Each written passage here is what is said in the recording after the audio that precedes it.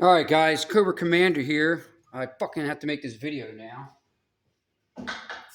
I didn't plan on making a video today, but I have to fix my wiper blades. And hold on, I gotta get my dog. Alright, so of course my wipers weren't working. I don't have an extra motor. I had an extra motor, but of course it's fucking missing the bracket. I don't understand how the fuck that's a thing. So apparently I have a good motor, but I can't even bolt it on anything. So I thought I'd make this video on how these work and how to service them, so to speak. Really not much to them. So, all right, so this is your main housing, obviously. All right, in here, it's still got the piston. I'll show you how to pull that piston out. This is your main valve body. This bolts onto the end of the cylinder body. That comes apart into two pieces. Little valve box, what do you want to call it? Valve body, whatever. Little transfer plate. This is the treadle valve, the part with the red button on it. So these red buttons, this treadle valve likes to malfunction. So there's this button, they like to stay stuck in. Sometimes just pulling that button out will free up your treadle valve. From what I can see, this part is not rebuildable. This gasket is replaceable, I guess, if you can get them, or maybe make one. But anyway, inside here is an actual spring with a treadle valve, a little valve that'll go back and forth with some O-rings on it. No idea how to get that out right now. I got one of these I've got is actually already broken. So I may tear this one apart later and see if there's a way to get it out without destroying it. So anyway, but the big trick is, it seems what I found is, besides the treadle valve possibly sticking, it seems like the most problematic thing on two of them I already did is this shuttle valve. There's the piston, it shuttles back and forth inside your valve, or in your cylinder here. So this goes back and forth. The treadle valve controls the direction of the air pressure based off of a differential of pressure on each side of this piston, right? So what we're going to do is take this out, because it seems to me, I've already done two of them, it just had a bunch of gunk and goop in here that was actually gumping up the O-rings, and most likely was just causing, if air's bleeding by here, there's not going to be a pressure differential, and that's going to cause the treadle valve to malfunction.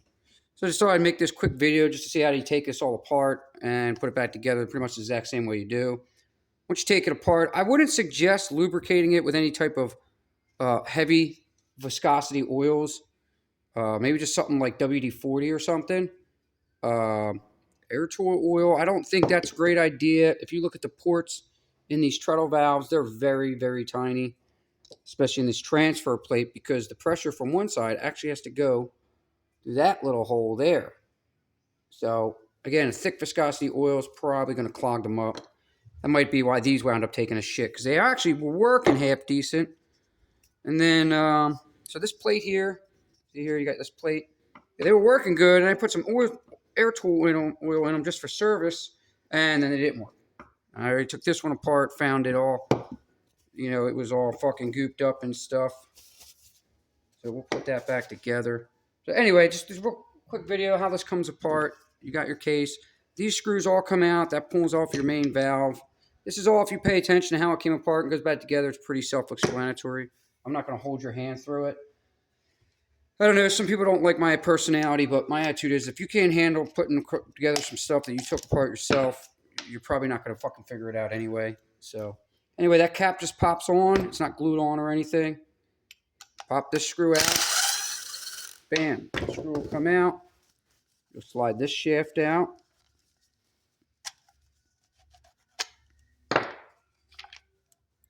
There's your pinion gear. There's a rack gear. Well, I'll show you on this one. See, there's a rack gear that turns that back and forth.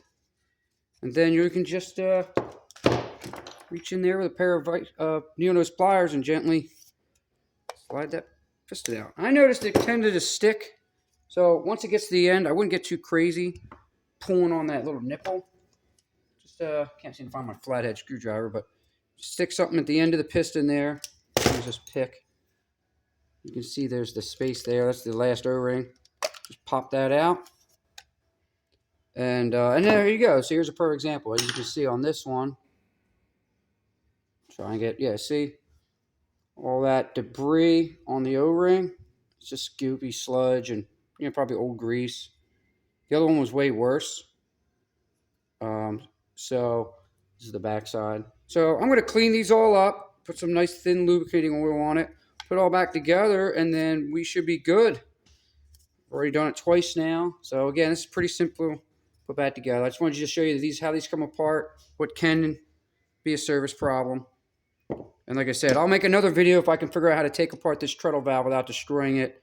I'm guessing it's a once together design because it looks like they actually melt the end of this housing together to install that treadle valve. So my guess is that is not going to be serviceable. See, same thing on this one. It's actually like a melted together system. Because my fucking camera is piece of shit. Don't want to focus. I don't know. Yeah, see, if you look at that real close, it looks like it's melted together, which is a common practice in cheap Chinese manufacturing. So, all right, guys, there's your wiper motor, disassembled, how to put it back together. I'm sure you can figure it out. I'm not going to make another 10 minutes into this video. If you can't figure that out, probably shouldn't be fucking with your truck. All right, see you guys later.